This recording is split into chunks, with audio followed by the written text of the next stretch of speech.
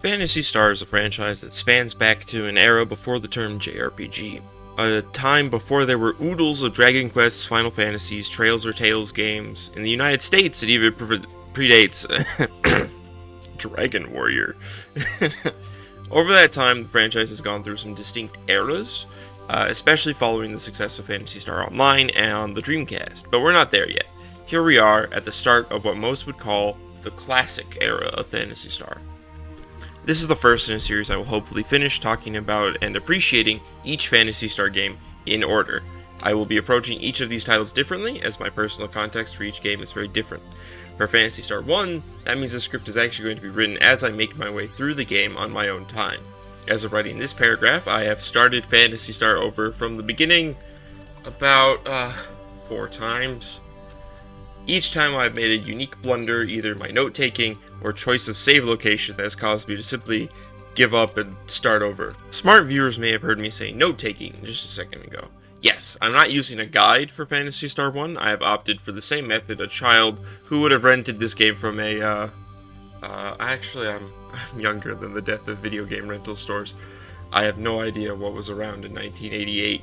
But yeah, I have a composite notebook haphazardly filled with anything I think could be important, including a lot of the early steps of the game, though sometimes only a little less vague than the game itself.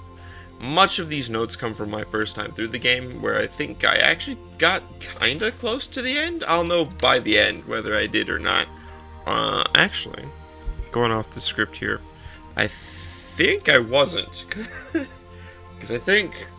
because I had made it, I think I had just gotten to Desolus. I think that's what I did my first time through the game, is I had just gone to Desolus for the first time, and then I stopped, because I saved in a dungeon somewhere, and I couldn't figure out which way was which.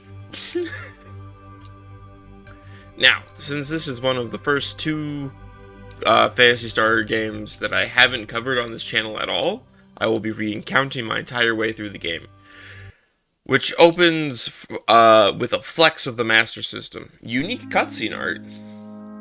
For an 8-bit system, there's a lot going on here, and this is something of a running theme for classic Phantasy Star. It's always trying to flex the most of its system's capabilities. There's a lot going on here for an 8-bit system. Especially just with the opening moments. We see Nero. Apparently that's Alice's brother or something. I already forgot, but he's dead. And Alice swears to avenge him. And with that, we are thrust into the game. How are we going to avenge Brother Guy? I don't know. Gotta find some way to kill Lassig, who is definitely not the Emperor from Star Wars. Definitely not, okay? It's a different... Might as well start poking around town and... Oh my god. Second flex Phantasy Star presents us with: the first-person scrolling dungeons.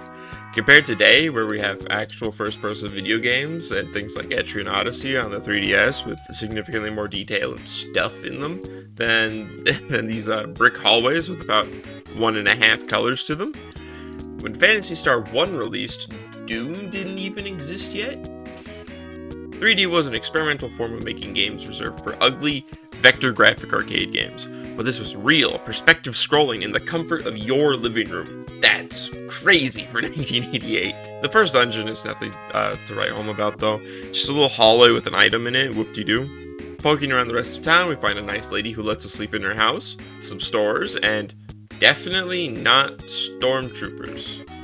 Yeah, okay. Phantasy Star, the first game, is not very shy about the inspiration it takes from Star Wars.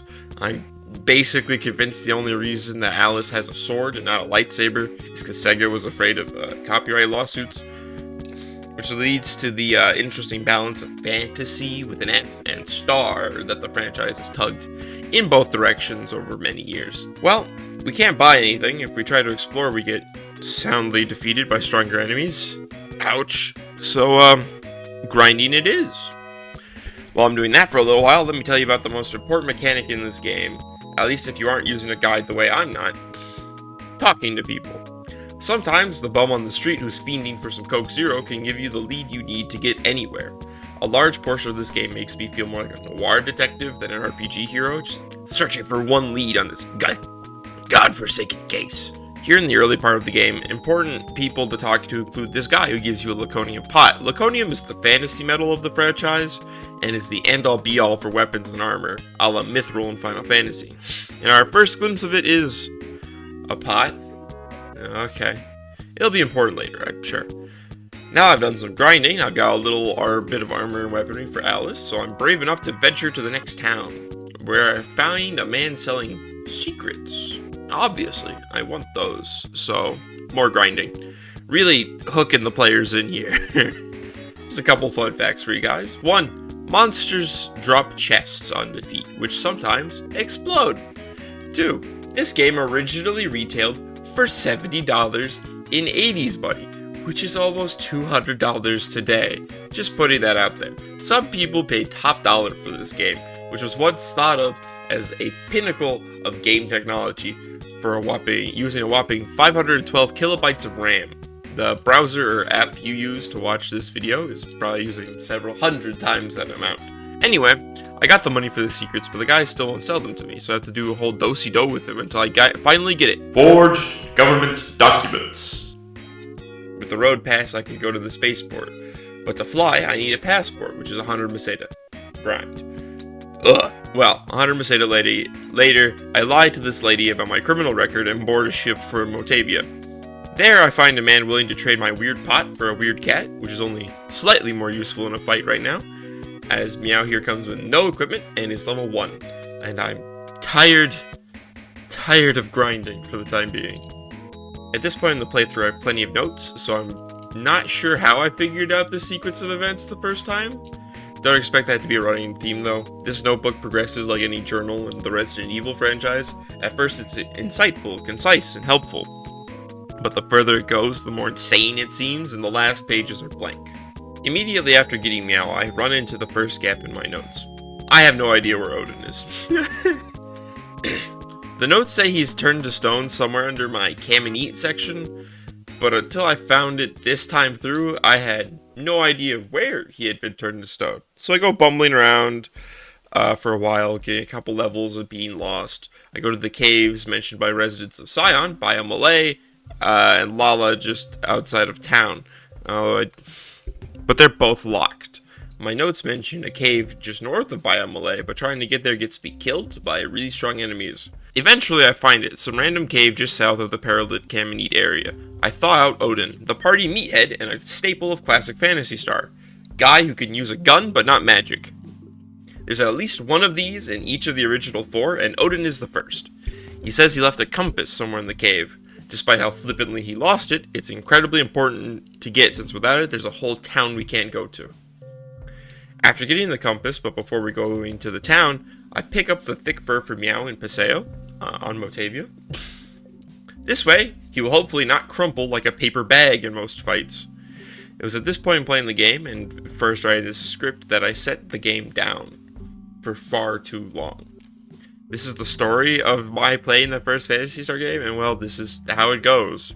Unfortunately, I don't find the game too terribly captivating a lot of the time. Don't get me wrong, I actually enjoy the game's cryptic nature, but I have to be in a specific mood, and also able to set aside the time to play the game in order to actually play it, which never seems to last as long as it takes for me to beat the game. For notes here, I'm starting writing this script in early summer of 2024, and I've written this paragraph in September of 2024. Hopefully my next update to this script is soon. Uh-oh.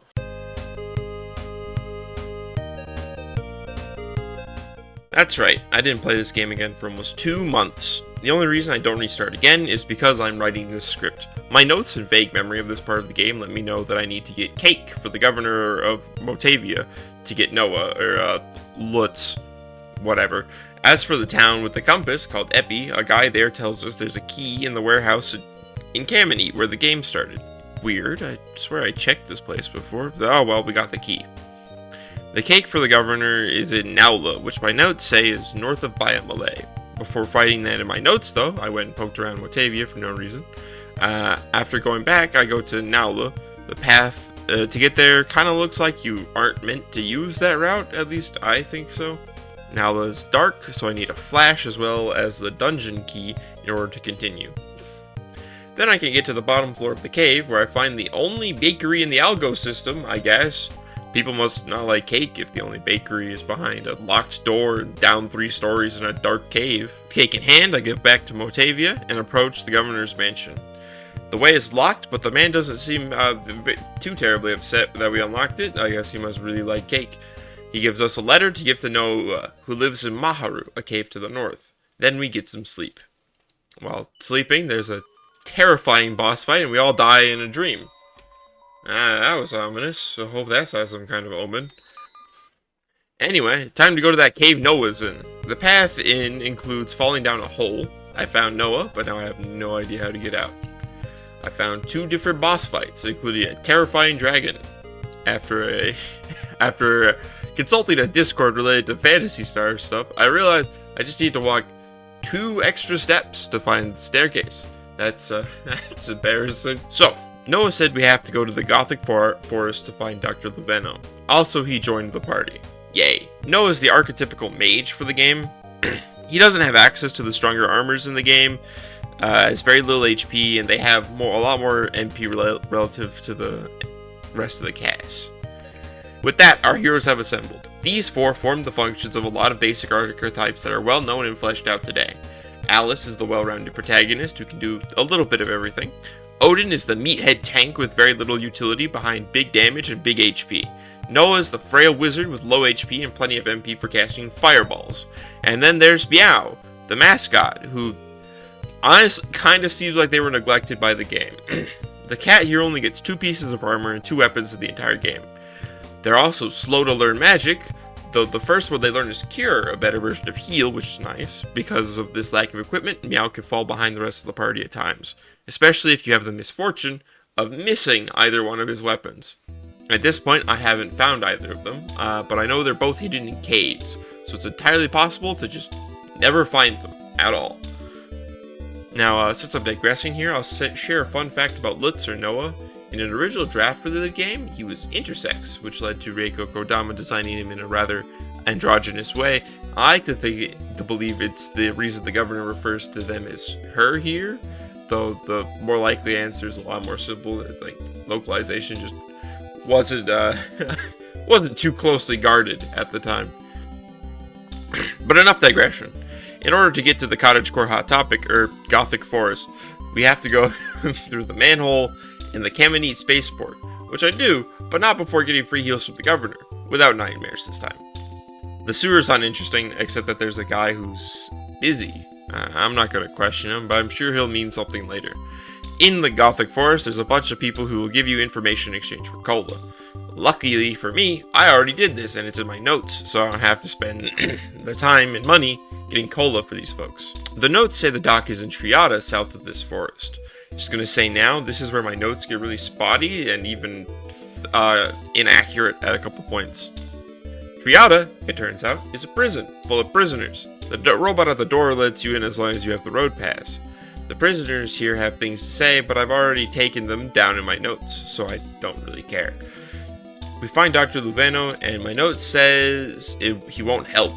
I know that can't be the end of it. I made it past this point before, so what is it that I didn't put into my notes? Well, turns out the solution is just to annoy the doctor. By going in and out of his cell 3 times, he agrees to help build our ship back to the Gothic Forest. This weird place will be something of a hub for a little minute, so I suggest visiting the church if you're playing along with me for some reason. This allows the use of transers to bring you back to the forest. If you're good at the game, there's very little reason to visit a church, as they are strictly for the revival process and for checking how far you are from leveling up. The priests here are, in fact, performing necromancy, just so you know. This also implies the existence of specifically the Christian God in the Algo system, with the cross on the outside of the door and all. Do with that information what you will. Anyway, with the doctor in Gothic Forest, he's ready to work, but he needs 1,200 Maseda and his assistant, who's the guy in the sewer from earlier. After that, the doctor says he needs time. I'm not sure what that means, so I go back in after he says that, and he just repeats himself. So I leave town and go south, I guess. Through a narrow passage, there's a building that serves as some sort of dungeon. The first enemy I encounter here nearly kills me, so I leave and ask the doctor if he's done yet. He is not, so I look at my notes, which mention the robot Hapsby is in Bortefo, which is past the lava our heroes can walk across, with the cost only being a couple HP per step. To find Habsby, we need Polymetral, which is in a town called Abion, but I've completely forgotten where that is, so I go back and ask the doc if he's done, and he is! Hooray! But we need Habsby. Okay, so I admit I kind of broke my own idea here a little bit. I looked up a map of Palma for this. Turns out the answer is the cave directly north of Bortevo. I had gone in there earlier and been confused because it looked to me like it didn't go anywhere. I even have footage of the moment because I thought it was weird. But no, you have to go outside the rocks along the shore and follow it around. This little thing about that, enemies in Phantasy Star are determined by the tile you're on when the encounter starts, and for some reason, the enemies on the shoreline are really goddamn strong. So I was running away from fights during this. A little beach episode, as I'm going to call it. Beyond the beach, we find a town, not quite Abion, but Lore. This is the RPG equivalent of one of those roadside towns that may or may not actually have people living in it. But it has a gas station and McDonald's, and that's all you need sometimes on the side of the highway. Of note here is our first gun for Odin. Guns in Phantasy Star 1 and some of the guns in Phantasy Star 2 work a little weirdly. They don't use the attack stat or defense stats for damage at all. Instead, they do a fixed amount of damage. And in this game, that damage is dealt to all of the enemies. So the heat gun here is perfect for dealing with five swarms, for example, as it deals 10 damage to all of the 8 health enemies. Given that Odin can't use magic, it's a nice bit of utility. However, be sure to equip an axe before starting a boss fight. Odin can usually deal more than 10 damage to a single target, so not using an axe for a boss fight really handicaps his utility. Second thing of note here is the Silver Fang for Meow. This is, by all accounts, his ultimate weapon. I don't know where the Iron Fang was, but I guess it didn't matter much.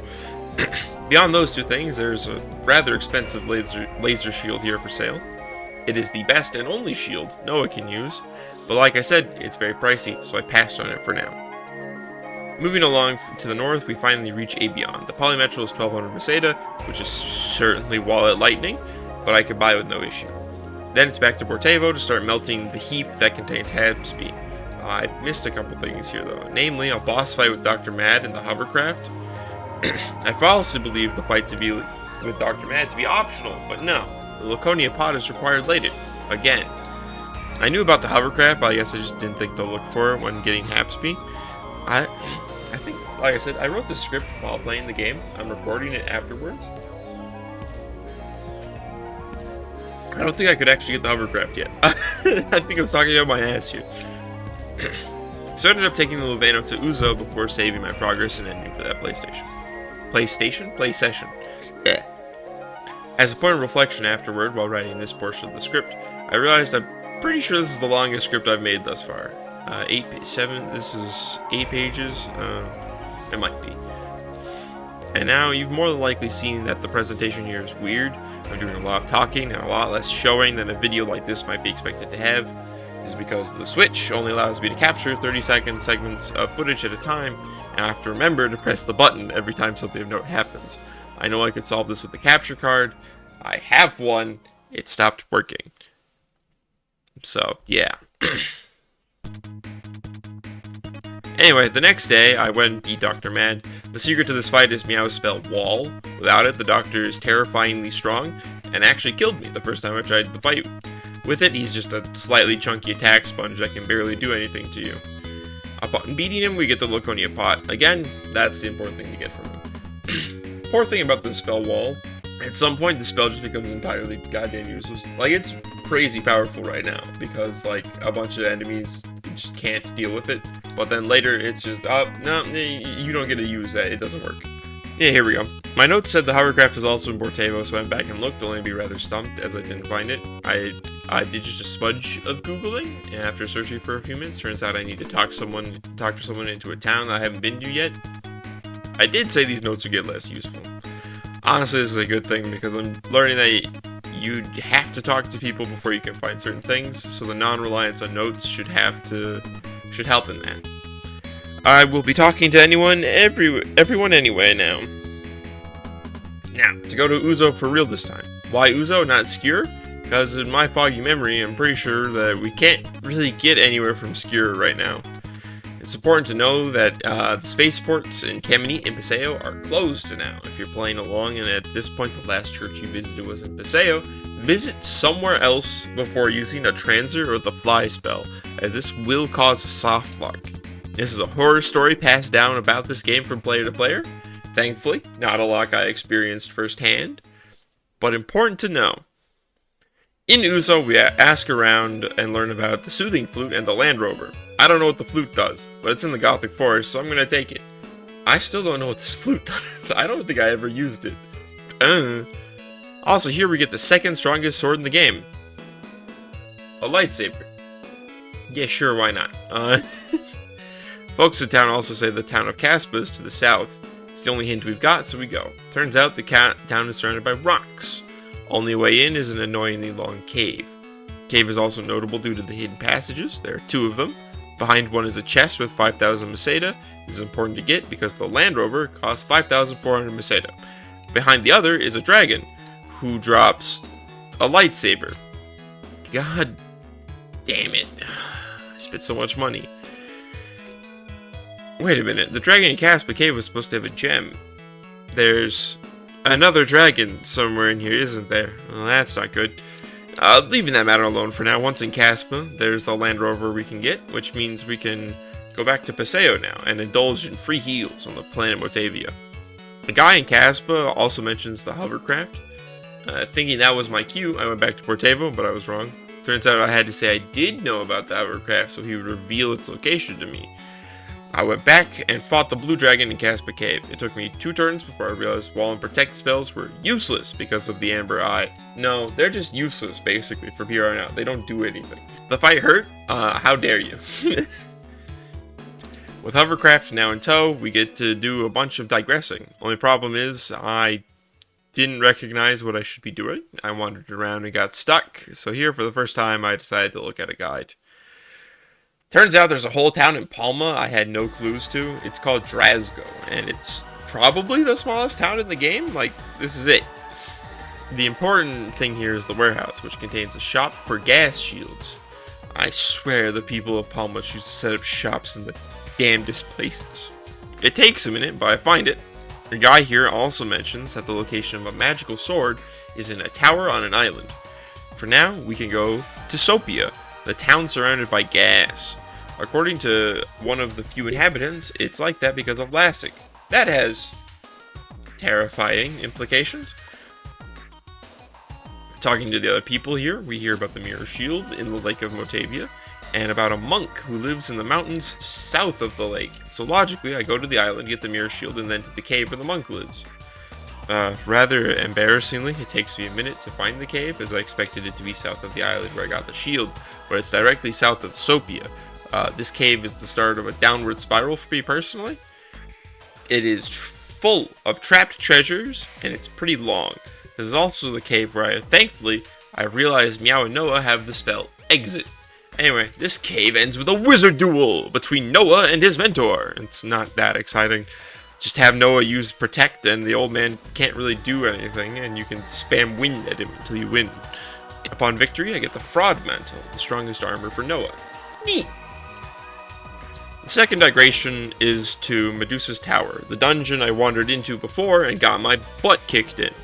This dungeon is long, has a bunch of empty treasure, so much that I've now gone full paranoia, and I left half the treasure chests in there unopened. At the top, we find Medusa, and I guess she came here after petrifying Odin? I don't know if it's because we had the Mirror Shield, but there was no such stone transformation in this fight. Though, she also made the Wall and Protect spells useless. Again, they're just kind of useless on a lot of bosses. Defeating her gives us the Laconia Axe, Odin's ultimate weapon. Quick aside, we seem to really be gearing up here, and we haven't gone to Deathless yet. That's weird. Especially that it's half of Phantasy Star 2 and a good chunk of Phantasy Star 4. Also, to note here, since getting the Land Rover and the hovercraft, I've realized just how small each of the overworlds are. They really had to get creative with these layouts to make Palma feel sizable on the Master System in a time when text was a serious consideration for file sizes. Honestly, pretty cool. Our final stop before finally going to Desolus is the tower that contains the Laconia Sword. I kind of just managed to stumble into the correct direction the first time on this one, so it did take me long based entirely on luck. Now, to Desolus. The town we arrive at is Skir, an underground town of Palmans. That's what they call the human-type people in these games, by the way. There we get an upgraded wand for Noah and some gloves for Meow. This means Meow is now as equipped as he can get. Now, honestly, he is kind of crazy with his regular attack damage at this point, and survives more hits than Noah. Leaving Skir, we find very little options for travel. Just an underground tunnel to the north. Going through we find another tunnel. And then another. And then we reach Twin Town, which seems to be two towns at once, split down the middle with people who hate the others on the other side. There could be some sort of commentary here, but I don't feel like reading into that right now. Both sides say the other is lying, so I'm not 100% sure who to trust, until one of the people on the right side of town say that lerma berries are lerma nuts painted blue, which I don't think so, based purely on the statements given to me by the Sphinxes I have been trying not to actually deal with, using the talk spell. So I go to the left side of town and they mention zombies in the morgue, the light of the eclipse torch, and something for the lerma nut, which seems important. Consulting my notes, they say they do something to Meow, which we could purchase, and we could purchase the ice digger. Unlike what it's obtained in Phantasy Star 4, all of the mounds of Desolus look the same in this game, so figuring out where to dig through takes a bit. Before figuring it out, we go to the morgue, we mentioned before, and yep, zombies. Gross. Hope that's not a problem in 2,000 years. Also in here is the Laconia armor for Odin, who is now physically the strongest character in our party, as the axe is the strongest weapon in the game, above the Laconia sword. After the morgue, I figure out where to use the ice digger and go through a cave. At the end, there's some shirtless dudes that I kill and take the arrow prism from. Oh, by the way, today's date at this point is now...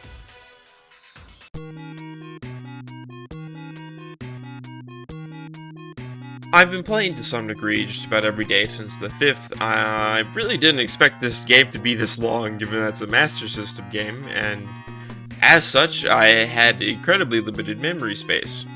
This is the longest script I've ever written, and I still don't know how this video is going to be put together. I'm recording it, and I'm still not entirely sure how I'm going to edit this. Anyway, after much more bumbling about, I find Corona Tower, which is fairly simple to navigate with the power of the minimap that telling me where the pitfalls are. At the top, we could get to the Eclipse Torch. In 2,000 years, this will be an incredibly sacred object, but for now, we could get it by trading a shiny gem. How convenient! I found the Lerma tree beforehand, but I couldn't get anything from it before having the torch. But maybe... Yep, sure enough, using the torch on the tree nets us the Lerma nut. It goes to the Laconia pot. I don't know why, but I think someone somewhere mentioned it. After that, I took a few-day break and tried to get some resources for this video. I'm sure if you've been watching, you've seen that a lot of things here don't have visuals that entirely make sense, especially for the later sections here. Just because, in my frustration of being lost, when things get solved, I forget to record or screenshot it. I've been writing the script to not entirely emphasize just how long I get lost for, but for a while, it's more often being lost than not lost. So I've thought to try to get visuals and maps and such for the videos. Problem is, a lot of the resources for Phantasy Star 1 suck, especially pertaining to Desolus, at least for trying to navigate. You see, Desolus here is an incredibly segmented overworld that requires you to go through a lot of caves to get anywhere. This is incredibly disorienting for me, so I tried to find a map, but most of the maps I could find were either for Phantasy Star 4, incredibly low resolution, or just pictures of the full map with zero notation as to what is or which cave connects to which. The most useful one I found is this incredibly simplistic one I got from GameFAQs. Probably use the picture maps anyway, just for video appearance, but it is not how I was getting around whatsoever. Rant over, back to figuring out and trying to make progress after. I realized Noah had the spell open now, which thankfully I was playing the Ages release, so I could refer to the spell list and learn that it magically opens the magically shut doors. I've only seen one of these just near Caminite, all the way down to what I believe is Biomale. Well, it's the only place I haven't gone yet, so let's go. Once through the door, there's no enemies, but a lot of prisoners who seem to really be afraid of Lassic, telling us to give up. Near the exit is a robot who asks for a road pass. I show him the falsified document, and this robot is the only one to realize it's a fake, and puts us in jail. But we still have our items, so we break out very easily, go back, and kill the robot so he can't spread the information about our fake road pass. Fun fact about this guy, though, he comes back. Later, I had to leave to get healed, and I had to fight the robot again several times. This leads us up to the penultimate challenge of the game. No, it's not. This game is longer than I thought it was when I wrote the script. And a location that will strike fear into the hearts of just about anyone who's played this game. Biome. It's the only dungeon in the game that I would truly call a labyrinth. Floors are complex and separated. You have to go to the basement to get to the top, and the enemies are actually really strong. There are two objectives to complete in Biome. Find the Soothsayer, and then reach the top in order to use the Air Prism to get to the Air Castle. I got so hopelessly lost this place, I had to look up a full map of the place, and while looking for that, I found reports of a glitch. If you talk to the Soothsayer and then leave, you wouldn't be able to use the prism. I did not experience this glitch myself, but I figure it's worth bringing to attention, just in case you're, again, playing this game, and are using me as a resource, which is a bad idea. There are probably better ones out there. After a long struggle and losing my patience just a bit, I reach the top of Biome and fly to the Air Castle. Once in the sky, there's a scuffle with a dragon. It goes easily enough. At the castle, but before entering for the showdown with Lassic, there's a bunch of houses filled with old people telling you not to even try to fight Lassic. Their advice goes unheeded as I plunge into the castle and face the head fascist himself. Such an old man, Lassic sure is nimble. In my first encounter, he dodged almost all of the attacks and then used Thun to mop up my party. Well, I set the game down after that. He was strong as hell. Was I just unlucky? There's no AoE healing in this game, but he's got AoE damage. That's fucked up. I guess the only solution is grinding, because I already have all the strongest stuff. Ugh.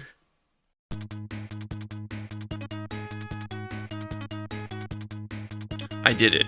I beat Lassic. I gained exactly one level for each character, practiced the route through Biome, used escapers, and beat Lassic.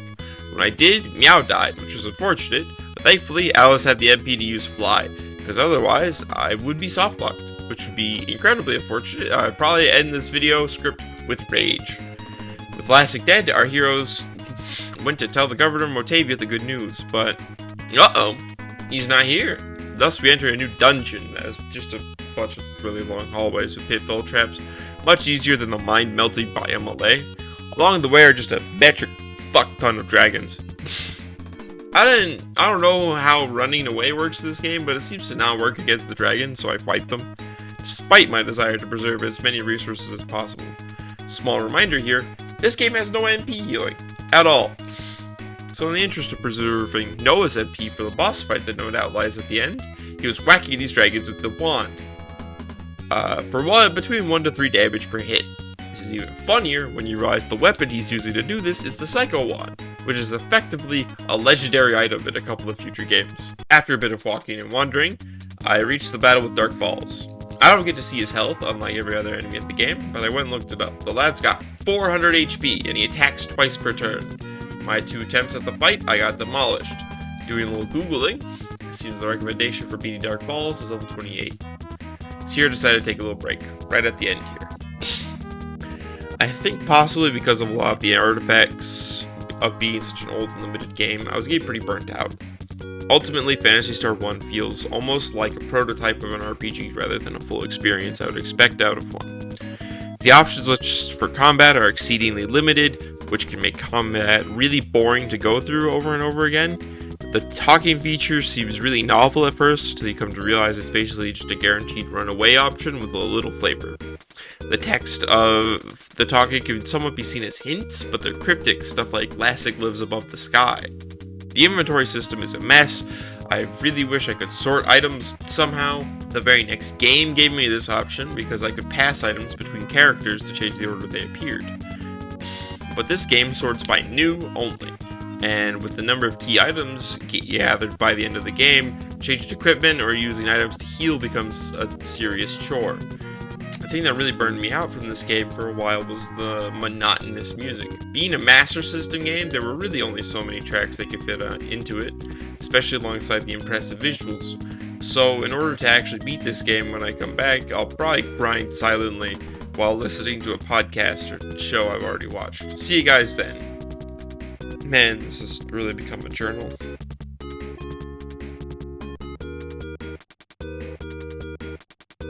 Oh god. That sucked. I think I tried to beat Dark Falls like a dozen times at least before I ended up winning. In between those attempts, I got very discouraged and tried doing research for a way out. That's how I ended up learning that I was basically actually at max level, because the result I got earlier was bogus. Alice's max level is 26. That attack Dark Falls does has the most batshit insane RNG I've ever seen in an RPG. I've played quite a few. It can deal anywhere between 5 and 100 damage. By the way, Cure heals 80 HP, so Dark Falls could do up to 200 damage a turn, and I could theoretically heal 190 if I dedicate everyone but Odin to healing. At some point that just means the fight is going to take longer though. Not to mention, if he targets the same person twice, he can basically instantly kill anyone but Alice. The entire fight is entirely about luck, and eventually, I got lucky enough. So that just leaves the ending. There's a lore drop that Alice's father was apparently the king of the Algo system. I guess that means Nero was trying to retake the throne when he died. There's a choice to take the throne yourself, but I live in the 21st century after all the sequels came out, where I'm pretty sure this choice was entirely ignored, given that Rolf is a descendant of Alice and he's just some guy on Motavia, and then there's weird lore with Gaiden and Phantasy Star 3, but we'll get there eventually. The very end has this really fun credit sequence where it appears to be actual map data, given that the Ages release starts mapping it out in the minimap. Overall, I had fun with this game, but damn does it have some good difficulty spikes and some serious jank. I gave a lot of my thoughts in the December section, so I won't rehash it all here. But it's crazy to look at this game and then look at the legacy it spawned. From the incredibly varied bag of the following Genesis games, then the online games, the mobile spin-offs, and other weird projects, this game created a lasting and amazing legacy, and that's beautiful. That's all for this video. Catch you in the next one. Like I said, I will eventually cover all the games of this franchise at some capacity. Next is Phantasy Star 2, which I've thankfully already beaten, so hopefully I'll be back soon with the next one.